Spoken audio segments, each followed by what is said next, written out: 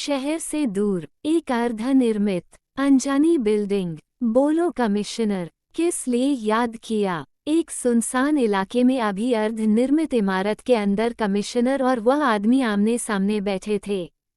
उस आदमी का सारा चेहरा गमछे से ढका हुआ था, सिर्फ उसकी आंखें बाहर झांक रही थी। मुझे तुम्हारा चेहरा देखना है, कमिश्नर ने गौर से उस आदमी की आंखों में देखते हुए कहा। तुमने मुझे यहाँ मेरा चेहरा देखने के लिए बुलाया है, काम की बात करो। आदमी जल्दी से दो टूक बोला। मैं बहुत परेशान हूँ, कमिश्नर ने दोनों हाथ टेबल पर टिकाते हुए कहा। वह तो तुम्हारे चेहरे से ही दिख रहा है, और जरा सी बात पर तुम्हारा परेशान होना कोई नई बात नहीं है। लेकिन फिलहाल ये बता, इस वक्त बात क्या है? आदमी ने जैसे कमिश्नर का मजाक उड़ाया। कभी कभी लगता है कि तुम मुझे और मैं तुमको अच्छी तरह से जानते हैं।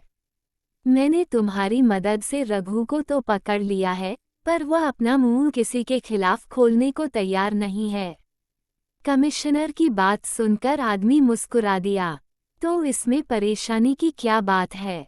उसका एनकाउंटर कर दो, बाकी खुद तिल मिलाकर बिल से बाहर आ जाएंगे, आदमी ने सपाट स्वर में कहा। एनकाउंटर करना कोई मुश्किल काम नहीं है, उसके ऊपर कई चार्जशीट दाखिल हैं, पर यहाँ एक और मुश्किल आ गई है। अजीत सिंह ने अमन के थ्रू मुझसे एक डील करने के लिए कहा है। अगर मैंने रघु को नहीं छोड़ा तो वह मेरी बेटी को मार देगा। तुम्हारी बेटी? पंछी? पर वह तो मर चुकी है, आदमी ने चौंकते हुए कमिश्नर से कहा। तुम पंछी को कैसे जानते हो? कमिश्नर ने हैरानी में उस आदमी से पूछा। ये तुम्हारा मैटर नहीं है। वैसे भी अभी अभी तुमने कहा कि हम दोनों एक दूसरे को जानते हैं। तुम सच सच बताओगे तो शायद मैं तुम्हारी मदद कर सकता हूँ। तुम मुझ पर भरोसा कर सकते हो। उस आदमी ने अगले ही पल खुद को संभाल लिया था। कमिश्नर के दिमाग में बड़ी उथल पुथल मची थी। कुछ देर सोचने के बाद कमिश्नर ने सीधे सीधे बताना शुरू किया। तुमने मुझ पर बहुत भरोसा किया है और भैया जी से जुड़ी कई अहम जानकारियां लाकर मुझे दी है, इसलिए मैं तुमको तुम पर भरोसा ये बात बताता हूँ। रानी बाजार हत्याकांड का नाम तो तुम जानते ही हो। पंछी उसमें नहीं मरी थी, कमिश्नर ने कहा। जानता हूँ, वो हॉस्पिटल में हुए बम ब्लास्ट में मारी गई थी। आगे बोलो, आदमी ने जैसे कमिश्नर की सोच से भी एक कदम आगे की बात बताई। कमिश्नर को कुछ हैरानी हुई, लेकिन उन्होंने अपने आप को दबाते हुए कहा। तो फिर तुम ये भी जानते होगे कि पंछी की एक बेटी भी है। आदमी ने चौंक कर कमिश्नर की तरफ देखा। तुम्हें उसके बारे में कैसे पता? इतनी देर में पहली बार वह आदमी किसी बात पर चौंका था और इतनी बुरी तरह से जाऊंगा था कि उसकी हैरानी को कमिश्नर साहब ने अच्छी तरह से महसूस किया था। मतलब कि तुम ये बात भी जानते हो? कमिश्नर ने अब उस आदमी के हालत के मजे लिए। हाँ, लेकिन उस बच्चे का यहाँ क्या जिक्र? आदमी ने थोड़ा चिढ़ते हुए कहा। अजीत सिंह ने मुझसे उसी बच्चे के लिए डील की है। अगर मैं रघु को छोड़ देता हूँ तो वह बच्ची मेरे पास वापस आ जाएगी, वरना वह मेरी पंछी की आखिरी निशानी को मार देगा। देखो कमिश्नर, पंछी जहाँ भी है सेफ है, उसके लिए अब तुम्हें डरने की जरूरत नहीं है। अगर गलती से भी भैया जी ने छोटी पंछी को हाथ लगाने की कोशिश भी की तो मैं खुद उसके दोनों हाथ उखाड़ कर फेंक दूंगा। और रही बात अजीत सिंह के साथ डील करने की, तो सीधे सीधे सुन लो, वह इंसान ईमानदार नहीं है। उसने आज तक कोई भी सौदा ईमानदारी से नहीं किया। तुम रघु को छोड़ भी दोगे तो वह तुम्हें तुम्हारी पंछी को नहीं लौटाएगा, क्योंकि वह खुद नहीं जानता कि वह कहाँ है। इन फॉर्म ने जैसे एक ही लाइन में कमिश्नर की सारी प्रॉब्लम सॉल्व कर दी। लेकिन तुम तो जानते हो ना कि मेरी पंछी कहाँ है? कमिश्नर के अंदर एक आशा जगी। बताया तो, वह जहाँ भी है सेफ है। अब तुम सवाल मत करना, मैं जो कह रहा हूँ ध्यान से सुनो। कल रात को सावित्री देवी अनाथ आश्रम में हुए एनकाउंटर की तुमको जानकारी मिल ही चुकी होगी। उसमें उनका आदमी बच्चा सिंह मारा जा चुका है। कमिश्नर ने हैरानी से उस आदमी की तरफ देखा क्योंकि खुद कमिश्नर को भी अभी निकलते वक्त साहिल ने फ़ोन कर इस एनकाउंटर की जानकारी दी थी और इस आदमी को उस बारे में सब कुछ पता था। कहना क्या चाहते हो? साफ साफ कहो। कमिश्नर साहब बोले, तुम रानी बाजार हत्याकांड की फाइल किसी और को देने जा रहे हो, या तो उस टीम में अपने होनहार ऑफिसर सम्राट को भी इंक्लूड कर दो, या फिर सम्राट के अंडर में ही उस टीम को डाल दो। आदमी ने रास्ता बताया। इससे क्या होगा? कमिश्नर को उसकी बात समझ में नहीं आई। बहुत कुछ होगा जो कि आने वाले समय में तुम्हें पता चलेगा। सम्राट एक ईमानदार काबिल ऑफिसर है, ये बात तो तुम भी मानते हो। हाँ, उसने और उसके टीम ने हर बार इस चीज़ को प्रूफ भी किया है। अपनी इन्फॉर्मेंट की बात से इस कमिश्नर साहब सहमत थे। तो फिर चुपचाप उसी को ये फाइल दे दो और उनके हरकत पर नज़र रखो। परत दर परत सारे राज खुलते जाएंगे। इससे ज़्यादा मैं तुमको तुम्हारी कोई मदद नहीं कर सकता। और हाँ, रघु को भी तुम सम्राट को ही दे दो। वो उससे सारी जानकारी उगलवा लेगा और उसके बाद सम्राट को ही कह देना। वो उसे गोली मार देगा। इन्फॉर्मर का काम खत्म हो गया था। अब वह जाने के लिए उठकर खड़ा हुआ। कमिश्नर सोच में डूब गए। आदमी ने कमिश्नर के हाथों पर हाथ रखा। तुम घबराओ मत, पंछी का राज राज ही रहेगा। बेटी के खोने का दर्द मैं समझ सकता हूँ। सम्राट पर भरोसा करो, वो इस बात को बाहर नहीं आने देगा कि छोटी पंछी जिंदा है, या फिर इस बच्ची का तुम्हारी बेटी के साथ कोई संबंध भी है, क्योंकि अभी तक तो उसे भी नहीं पता बहुत कुछ। फिर भी जानकारी होने के बाद भी वह भरोसे के काबिल है। पर मैं क्या करूं? वह मेरी बेटी की निशानी है, कमिश्नर ने कहा। इन्फॉर्मर को कमिश्नर का दर्द समझ में आ रहा था। उस आदमी ने दर्द की अतिरिक्तता के कारण अपनी आंखें बंद कर ली। कमिश्नर ने हैरानी से उस आदमी की तरफ देखा। हैरान मत हो, तुम और मैं एक ही नाव पर सवार है, जिसकी मंजिल सिर्फ एक है, भैया जी की बर्बादी। उससे अब अपने सारे कर्मों का हिसाब देना ही पड़ेगा। आदमी ने कुछ घुमा कर कहा, मैं तुमसे तुम्हारा दर्द नहीं पूछूंगा क्योंकि मैं जानता हूँ कि मेरे पूछने पर भी तुम मुझे कुछ नहीं बताओगे। लेकिन हाँ, मैं इतना जरूर कहूँगा, अगर साथ मिलकर लड़ेंगे तो मंजिल जल्दी मिलेगी। और कभी भी मेरी मदद की जरूरत पड़े तो निसंकोच कहना, एक दोस्त की तरह है। कमिश्नर ने कहा, तुम्हें कुछ पूछने और कहने की जरूरत भी नहीं पड़ेगी। जैसे ही यह सारे राज निकलते जाएंगे तो तुम मेरे बारे में जान जाओगे और मुझे खुद को तुमसे छिपाने की कोई जरूरत नहीं पड़ेगी। मैं चलता हूँ, प्लीज अपना पुलिसिया दिमाग मेरी पीछे मत लगाना। आदमी हल्का सा मुस्कुराया। क्या मतलब तुम्हारा? कमिश्नर ने हैरान होते हुए पूछा। वही मतलब है जो तुम मेरे साथ कर रहे हो। तुमने मेरे मोबाइल नंबर को ट्रेस करने की कोशिश की। तुमने मेरी इंफॉर्मेशन निकालने के लिए अपना आधा पुलिस डिपार्टमेंट मेरे पीछे लगा दिया है। क्या यार, मैं तुम्हारी मदद कर रहा हूँ और तुम मुझे चोरों वाली फीलिंग दे रहे हो। नेकी का तो जमाना ही नहीं रहा, इन्फॉर्मर ने कहा। पर तुम इतना चिढ़ क्यों रहे हो? तुम्हारा कहीं पता नहीं लगा मुझे? कमीशन ने कहा। अरे पता तो उसका लगता है ना, जो कि खोया है, मैं तो सामने हूँ।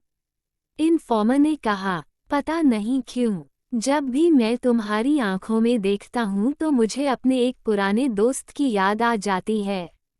कमिश्नर मुस्कुराए। आदमी ने मुंह घुमाकर अपनी आंखें बंद कर ली और आगे बढ़ गया। कमिश्नर वही चेयर पर बैठे रह गए। उन्होंने अपनी जेब से मोबाइल निकाला और एक मैसेज सेंड कर दिया। तारांकन तारांकन तारांकन, क्या सोचा है आगे? सावी ने सागर को चाय का कप पकड़ाते हुए पूछा। वह बहुत ही गहरी सोच में डूबा हुआ था। सागर से कुछ जवाब न मिलने पर सावी ने फिर उसे धीरे से हिलाया। हाँ, सागर ने उसके हाथ से चाय का कप थाम लिया। पंछी कहाँ है? सागर ने चाय का कप होठों से लगाते हुए पूछा। हॉल में सनी के साथ खेल रही है। क्या सोचा है आगे? अब क्या करना है? सागर के बगल में बैठकर सावी ने एक गहरी नज़र सागर के चेहरे पर डालते हुए पूछा। सोच तो बहुत रहा हूँ, पर किसी निष्कर्ष पर नहीं पहुँच पा रहा। देखो आगे क्या होता है। आप सीधे सीधे सम्राट से बात क्यों नहीं करते? वह आपकी बात जरूर समझेगा।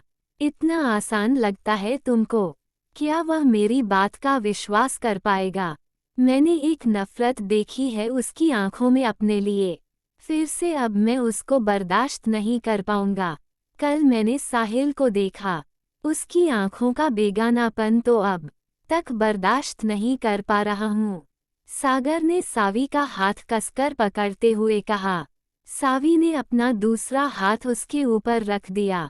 ज्यादा चिंता मत कीजिए, जिस दिन वह सच तक पहुँचेंगे दोनों ही आपके सामने होंगे। आपने कुछ गलत नहीं किया, सावी ने सागर को दिलासा देते हुए कहा। कब तक? अब बर्दाश्त नहीं होता। मन तो करता है कि अभी ही अजीत सिंह और अमन दोनों को गोली मार दूं। इससे चीजें और उलझ जाएंगे। ये लड़ाई अब बच्चों की है, आप बस उनकी सच तक पहुंचने में मदद करते जाइए। सावी ने सागर को समझाया। सनी को कह देना कि वह पंछी को लेकर कहीं भी घर से बाहर नहीं जाएगा। जब मैं घर पर नहीं होता हूँ तब पंछी की सुरक्षा की जिम्मेवारी तुम्हारी होगी। ये कहने की बात है, वह मेरी भी पोती है। सावी मुस्कुराई। जिंदगी में इतना धोखा खाने के बाद भरोसा करना भूल चुका था, पर तुमने फिर से मुझे इस भरोसे पर भरोसा करना सिखा दिया। मुझे तुमसे कुछ बताना है। बोलिए। तारांकन तारांकन तारांकन तारांकन तारांकन तारांकन। साहिल तेजी से हॉस्पिटल में पार्किंग एरिया की ओर जा रहा था। ये तो साहिल ही है, पर यह यहाँ हॉस्पिटल में क्या कर रहा है? कितना बदल गया है। कहाँ वह पतला दुबला हवाई, अपने भैया का चमचा, राम जी का लक्ष्मण, अब देखो तो कैसा लंबा चौड़ा डेसिंग स्मार्ट लग रहा है।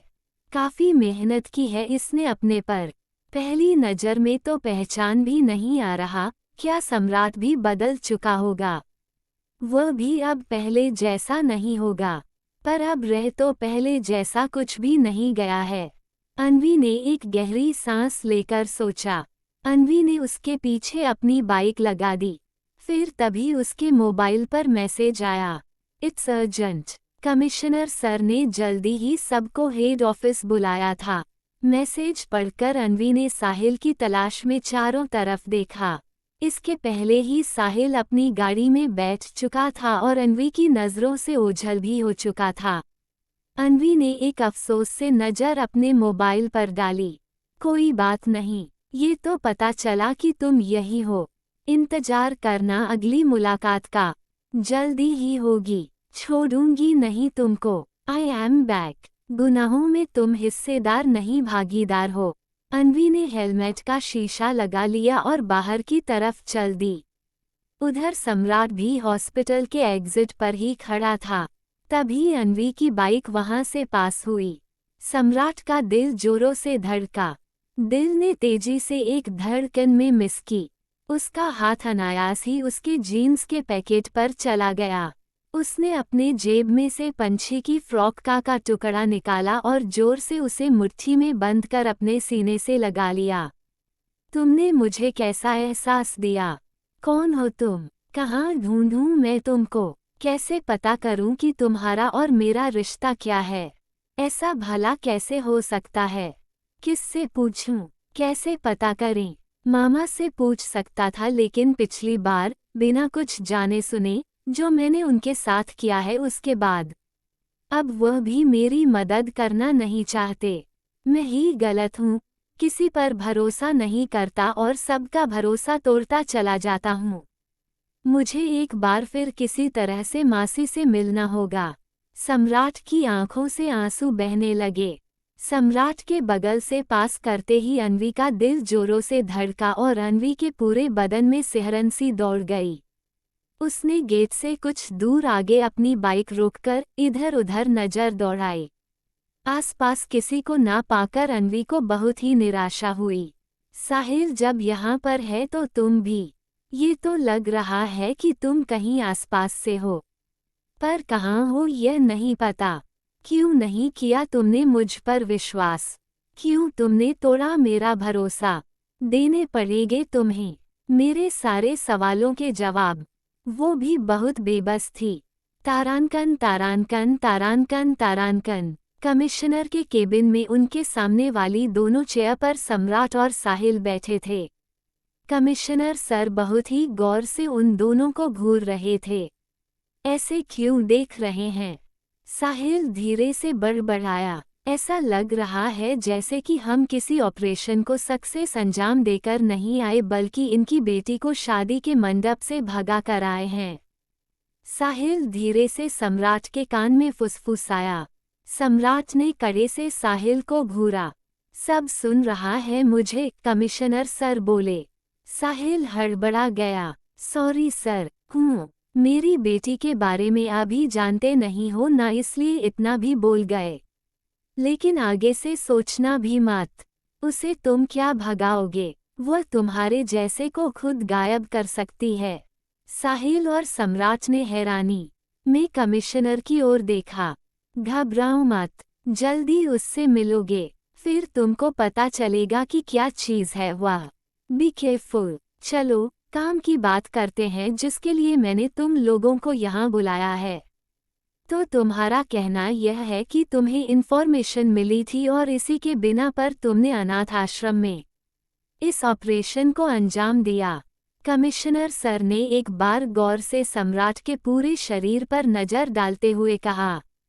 Yes sir. तुमने एक बार भी नहीं सोचा कि उसमें छोटे छोटे बच्चे हैं? सर, हमने इस बात का पूरा ध्यान रखा था और इसी का नतीजा है कि किसी भी बच्चे को कोई भी चोट नहीं आई। सम्राट तेजी से बोला। कमिश्नर सोच में डूबे थे। फिर भी तुम्हें एक बार मुझे इन्फॉर्म कर देना चाहिए था।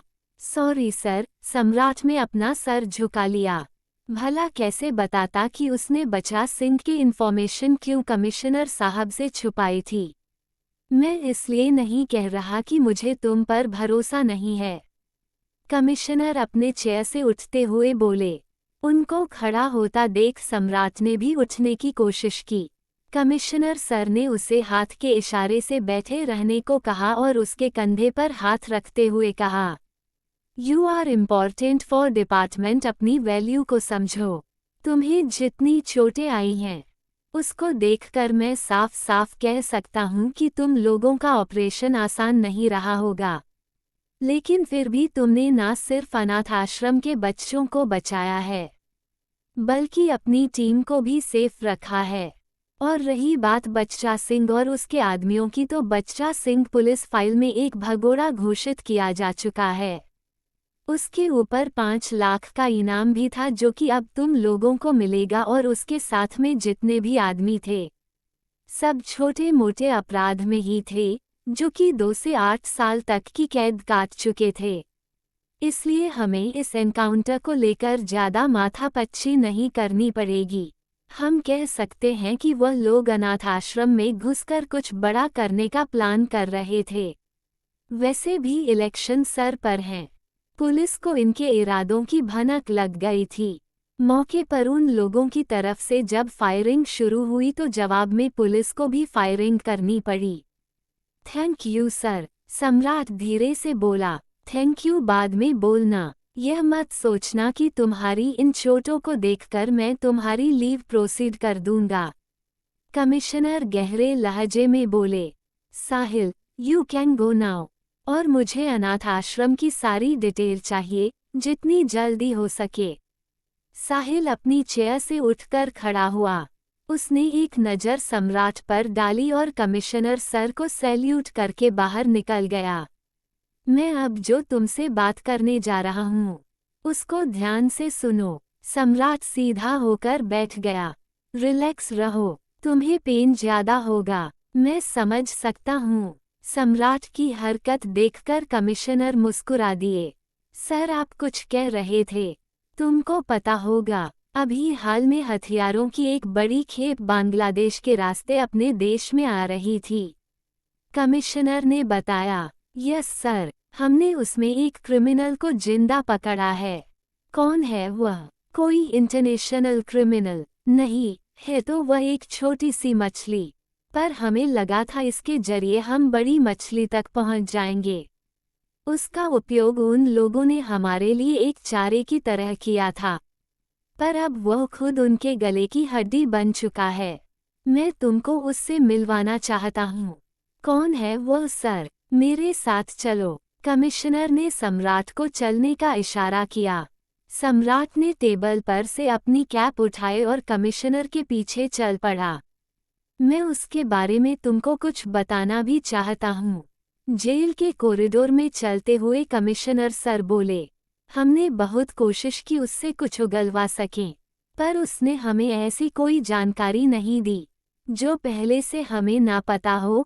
मैं चाहता हूँ कि तुम ये केस देखो और हाँ, तुम्हें जब ये लगे कि अब यह आदमी काम लायक ना रहा तो इसको गोली भी मार सकते हो, पर किसी भी कीमत पर इसे भागने मत देना। इसका एनकाउंटर करने से पहले मुझे इन्फॉर्म कर देना, मैं संभाल लूंगा। स्पेशल सेल की कोठरी के बाहर खड़े गार्ड ने कमिश्नर सर को देखकर सॉलिड सैल्यूट मारा और लॉकअप का दरवाजा खोल दिया। कमिश्नर सम्राट के साथ इंटर करके चले गए। ओके सर, सम्राट ने कमिश्नर की बात का जवाब दिया। कमिश्नर ने कैदी की तरफ सम्राट को इशारा किया। वह कैदी पुलिस वालों की बहुत मार खा चुका था और फिलहाल में अभी भी शायद दर्द से बेहोश पड़ा था। पुलिस वालों ने अपने सारे हथकंडे इस पर अजमा लिए थे। सम्राट ने गौर से कैदी का चेहरा देखा। रघु, सम्राट के होठों तक ये बात आते आते रुक गई। उसने कमिश्नर की तरफ देखा। ओके सर, मैं कोशिश करता हूँ। रघु को इस हालत में देखकर सम्राट का कलेजा भी मुंह को आ गया। उसने अपने मनोभावों को छुपाते हुए कमिश्नर से कहा, पर प्लीज सर, हमें अब इसे हॉस्पिटलाइज कर देना चाहिए, वरना यह मैं कुछ बताने से पहले ही मर जाएगा। कमिश्नर ने ध्यान से सम्राट का चेहरा देखा। उन्होंने पास खड़े कांस्टेबल को उसे डॉक्टर को दिखाने के लिए कह दिया। कमिश्नर के दिमाग में सुबह अपने मुखबिर से हुई बात दौड़ रही थी। क्या तुम इसे जानते हो? नो सर, पर मैं पूरी कोशिश करूंगा कि यह न सिर्फ उन लोगों के नाम बताएं, बल्कि खुद हमारी मदद कर सरकारी गवाह भी बन जाए। सम्राट ने फुल कॉन्फिडेंस के साथ कहा। कमिश्नर ने सर हिला दिया। मैं भी यही चाहता था, पर यह कुछ बताने को तैयार नहीं है। मुझे तुमसे और भी एक जरूरी काम है। यस सर, कहिए। कमिश्नर अब सम्राट के साथ वापस अपनी केबिन की ओर चल दिए। उन्होंने अपने टेबल की दराज में से एक फाइल, एक पेन ड्राइव और 2-3 सीडीज निकाली। उन्होंने इन सब चीजों को सम्राट की ओर बढ़ाते हुए कहा, ये रानी बाजार हत्याकांड से जुड़े हुए कुछ सबूत हैं। सम्राट एक पल के लिए चौंक गया। तुम जानते हो कि इस पूरी घटना के 5 साल बीत चुके हैं। फिर से इलेक्शन सर पर है और हम अभी तक खाली हाथ बैठे हुए हैं। अभी तक इसके मुख्य आरोपी को ना ही सजा मिली है, नहीं हमारे पास उसके खिलाफ कोई ठोस सबूत हैं। सच तो यह है कि जिसे मुख्य आरोपी बनाया गया है, उसकी 17 साल पहले ही पुलिस कस्टडी में मौत हो चुकी है। ऊपर तक का प्रेशर इस केस में बहुत ही ज्यादा है। मैं चाहता हूँ कि इस केस की इन्वेस्टिगेशन तुम करो, पर इसके लिए तो ऊपर से टीम आ रही है ना? सर, सम्राट ने पूछा। हाँ, पर पूरी टीम नहीं, बल्कि 3 बेहद काबिल ऑफिसर। मैंने उन सब के साथ मीटिंग रखी है। मैंने उन लोगों से बात की है, वो एक टीम बनाकर इस केस पर काम करेंगे, जिसमें हमारे यहाँ से भी ऑफिसर वह सेलेक्ट करेंगे। मैंने तुम्हारा और तुम्हारी टीम का नाम उन्हें सजेस्ट किया है। मैं चाहता हूँ कि कल शाम को 5 बजे तुम भी उस मीटिंग में मौजूद रहो, तब तक तुम इन सबको एक बार देख लेना। सम्राट के चेहरे पर असमंजस के भाव थे। हैरान मत हो, आगे की बात तुमको मीटिंग में पता चल जाएगी। मैं नहीं चाहता कि पिछली बार जो कुछ भी इलेक्शन के टाइम हुआ था वो इस बार फिर से दोहराया जाए और पुलिस की छवि और ज्यादा खराब हो। उद्धरण चिन्ह। मैं समझ सकता हूँ सर, पर कल शाम को क्यों सर? आज से क्यों नहीं? अपनी हालत देखी है। इस केस में अगर एक बार उलझ जाओगे तो फिर तुम्हें सांस लेने की भी फुर्सत नहीं मिलेगी। उन्होंने मुझसे आज दोपहर 1 बजे मीटिंग के लिए कहा था, लेकिन अब तुम्हारी हालत देखकर मैं उन्हें कल शाम 5 बजे का टाइम देने वाला हूँ। मैं नहीं चाहता कि तुम्हारे अनफिट होने का बहाना बनाकर वो किसी और ऑफिसर को सेलेक्ट करें। मुझे तुम पर भरोसा है कि तुम अपना काम ईमानदारी से करोगे और अगर कोई प्रॉब्लम है तो सीधे मुझे रिपोर्ट करोगे। बाकी तुम इन फाइलों की स्टडी करने के बाद बेहतर समझ जाओगे कि मैं क्यों पर्सनली इस केस में इन्वॉल्व हूँ। मैं चाहता हूँ कि तुम इसमें मेरी मदद करो। ओके सर, सम्राट ने कहा। फिलहाल तुम घर जाकर आराम करो। मैंने कल शाम 5 बजे तक की तुम्हारे लिए लीव कर दी है और साथ में तुम्हारे साहिल की भी। इस दौरान तुम फाइल की स्टडी कर लेना और आराम भी कर लेना। और अगर फाइल के स्टडी में तुम्हें कहीं भी कोई भी प्रॉब्लम या डाउट लगे तो मुझे इन्फॉर्म कर देना या फिर पूरी स्टडी करने के बाद मीटिंग से पहले आकर मुझसे पर्सनली मिल लेना। उद्धरण चिन्ह। साहिल की भी। इसके लिए बहुत बहुत धन्यवाद sir. Very much thank you, सम्राट मुस्कुरा दिया। पता है ना, लक्ष्मण के बिना राम को भी अपनी छुट्टियां अच्छे नहीं लगते। कमिश्नर साहब ने कहा। एक गहरा साया लहरा गया उनका उनके बड़े भाई के साथ। उसने एक जोरदार सैल्यूट कमिश्नर सर को मारा और उनके केबिन से लंबे लंबे डग भरता हुआ बाहर निकल आया। बहुत बड़े गहरे रहस्य हैं। मिलते हैं अगले भाग के साथ। हर हर महादेव। Folded hands.